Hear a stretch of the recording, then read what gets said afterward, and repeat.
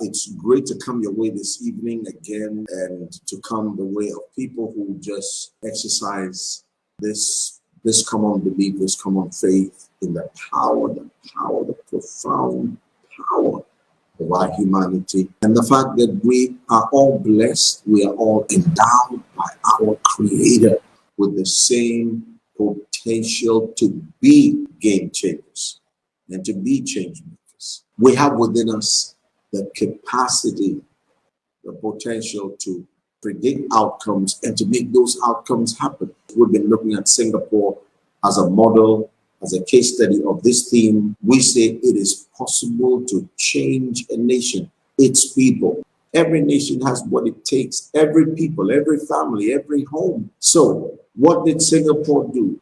Singapore experimented with globalization. And globalization, as we said last week, forces you to look at tradition, take another look at tradition, and not be frozen in the past, or not be frozen even in the present, but be engaged with the future.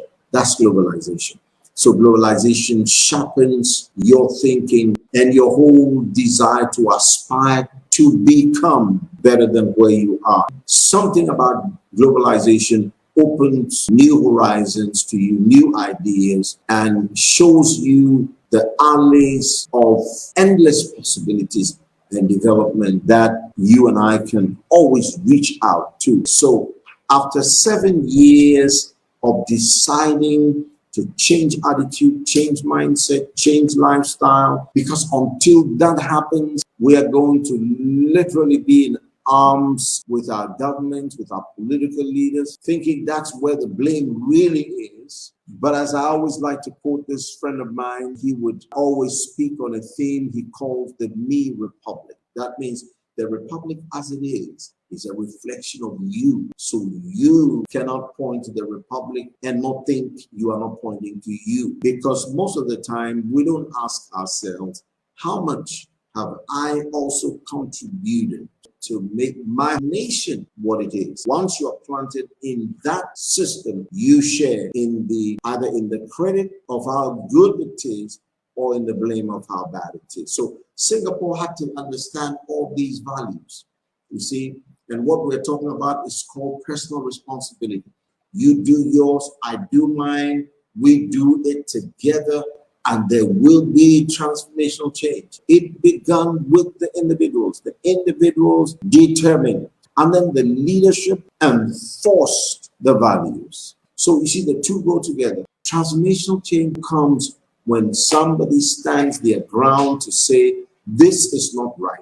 Singapore has been able to come up with policies that create a sustainable environment. Sustainable environment means an environment we have kept, we have nurtured, we have protected, we have preserved, an environment we have made sure is clean.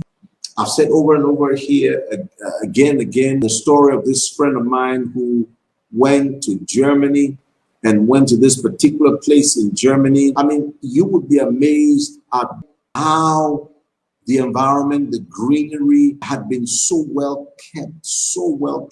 The gentleman uses the term, the expression. He said the whole environment looked like it's been so well manicured and pedicured. And this is one thing he said that caught my attention.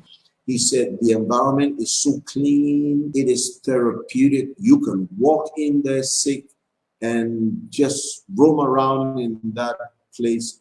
And after a little while, you will feel healed.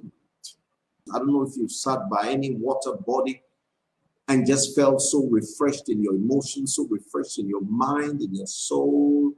I don't know if you've been anywhere where the whole scenery was so calm. Now, that's what you call the effect or the impact of a sustainable environment. The whole nation, the whole environment, Singapore transformed it. Now, these were the same people who used to have these same environments depraved, literally depraved. What explains for this transformation? Young people, from Singapore's model, it did not just happen.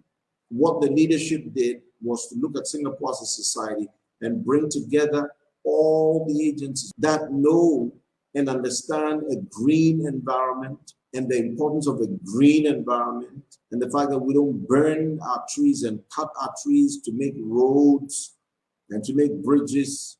We cut them down to make the roads and the bridges only when it is crucially necessary. Otherwise, we innovate and we create around the greenery and still build our roads and bridges within the context of greenery.